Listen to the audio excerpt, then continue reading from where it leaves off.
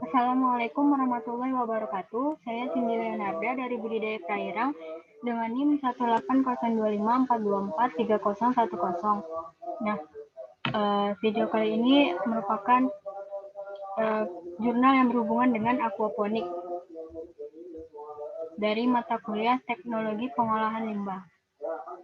Yang mana sumber pertama dari jurnal yang saya dapat adalah Jurnal Layanan Masyarakat dengan judul Penerapan Aquaponik dan Pengembangan Budidaya Ikan Lele pada Unit Usaha Pondok Pesantren Kota Malang. Yang mana jurnal ini merupakan solusi dari permasalahan yang dihadapi unit usaha PPTI sekaligus jurnal kegiatan. Nah, yang mana wadah yang dipakai yaitu kolam terpal berbentuk lingkaran dan biotanya yang dipakai adalah ikan lele dan tanamannya kangkung. Kemudian ini merupakan ilustrasi dari prinsip kerja aquaponik. Nah, di mana senyawa amoniak di dalam kolam ikan diuraikan oleh probiotik menjadi nutrisi nitrat yang kemudian dipompakan ke media tanam, yang mana nutrisi diserap oleh akar tanaman dan akar tanaman akan mengeluarkan oksigen dan masuk ke dalam air. Setelah itu air tadi dialirkan kembali ke dalam kolam ikan. Nah, ini kolam ikan, yang mana ini pompa airnya, ini media tanam tadi kangkung.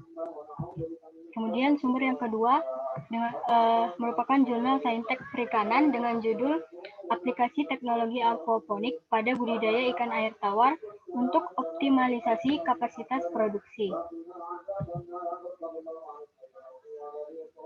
Nah, yang mana dalam jurnalnya memakai pertama percobaan pada bak dengan aquaponik dan non-aquaponik, memakai tanamannya kangkung dan biotanya ikan nila merah. Ya, hasil yang didapat yang pertama ada data panjang total ikan. Nah, dari hasil pengamatan jurnalnya menunjukkan bahwa panjang total ikan tertinggi tercapai pada perlakuan dengan kepadatan 200 ekor, yaitu sebesar rata-rata 5,667 cm. Disusul dengan kepadatan 400 ekor sebesar 5,4 cm. Yang terendahnya 600 yaitu sebesar 5,167 cm. Dari hasil perhitungan analisis seragam menunjukkan bahwa perbedaan kepadatan pada level 5% berpengaruh nyata terhadap peningkatan panjang total ikan nila.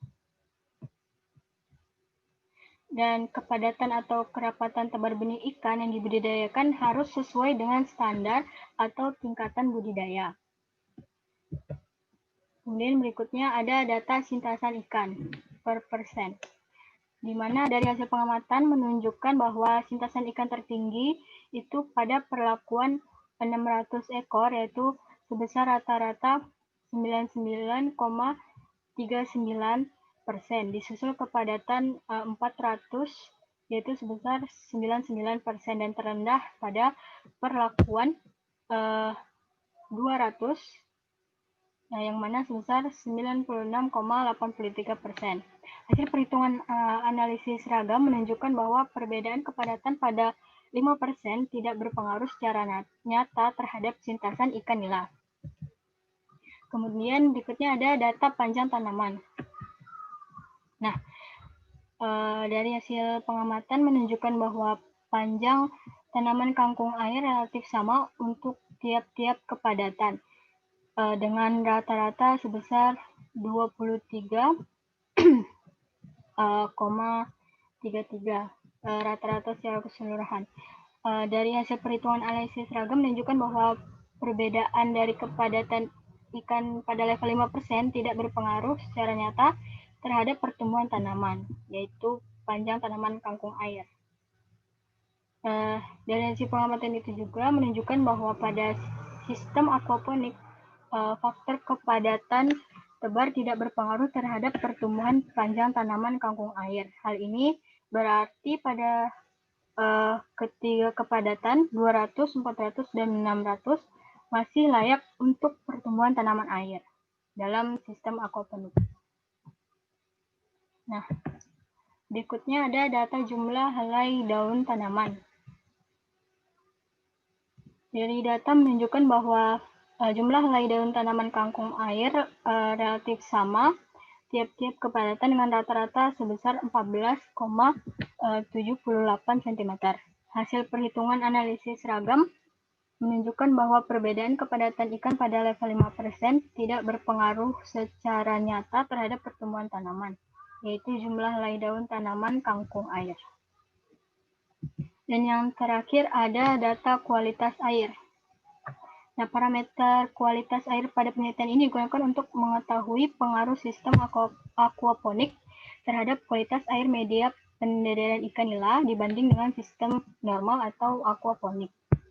Yang mana yang pertama ada amonia atau NH3. Hasil pengamatan menunjukkan bahwa kandungan amonia dalam media aquakultur lebih rendah dibandingkan media non-aquaponik. Hasil perhitungan analisis seragam menunjukkan bahwa penggunaan sistem aquaponik pada level 5% berpengaruh nyata terhadap perbaikan kualitas air media budidaya, yaitu pada penurunan kandungan amonia.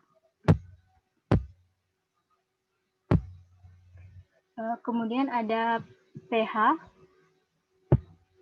Dari hasil pengamatan menunjukkan bahwa pH kandungan air dalam media aquaponik lebih rendah dibandingkan dengan aquaponik.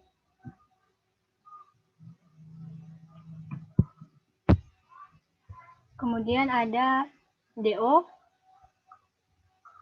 yang mana kandungan DO dalam air media aquaponik ini lebih tinggi dibandingkan non-aquaponik. Meski begitu, hasil perhitungan analisis seragam ini menunjukkan penggunaan sistem aquaponik pada level 5% tidak berpengaruh secara nyata terhadap kondisi dissolved oksigen air media budidaya. Kemudian yang terakhir ada nitrit atau NO2, yang mana dari hasil pengamatan terhadap parameter kualitas air, yaitu kandungan nitrit ini, dari ini data tersebut didapat bahwa datanya dalam air tidak terdeteksi, yang berarti sistem aquaponik layak untuk digunakan berdasarkan parameter. Nah, jurnal yang ketiga adalah jurnal Ruaya dengan judul Sistem Aquaponik dengan jenis tumbuhan yang berbeda terhadap pertumbuhan benih ikan tengada. Yang mana jurnal ini mempunyai 4 perlakuan, yaitu penyerapan amonia berbeda-beda dari setiap tanaman. Nah, untuk media tanam yang pertama ada media tanam selada, kemudian kangkung, dan media tanam sawi. Kemudian biotanya ada ikan tengada dan akuarium dengan ukuran 60 x 30 x 40 cm sebanyak 12 buah.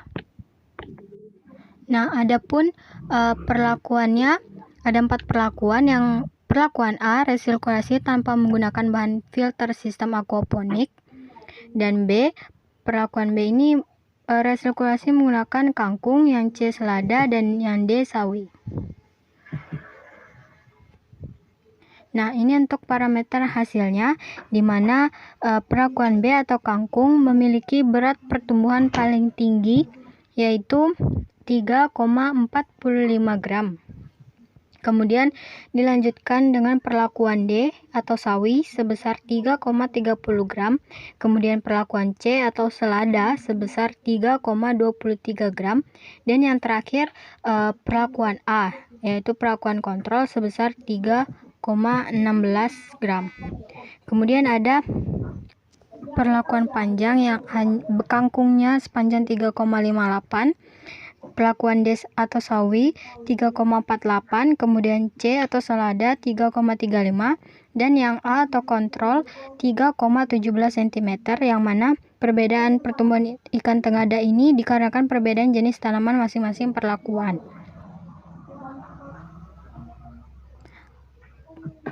Nah, kemudian ada konversi pakan, yang mana yang tertinggi adalah perlakuan A atau kontrol 2,18, diikuti perlakuan C 2,13, kemudian D 2,07, dan yang paling rendah itu B atau kangkung, yaitu 1,85. Nah, kemudian ada kelangsungan hidup ikan, yang mana yang paling tinggi itu 95,56% pada perlakuan kangkung, kemudian pada perlakuan sawi 84,44%. Pada selada 91% dan perlakuan terendah pada perlakuan kontrol 77,78%. Kelangsungan hidup ikan ini dipengaruhi oleh kondisi fisika kimia perairan jika perubahan lingkungan terjadi di luar kisaran toleransi suatu hewan.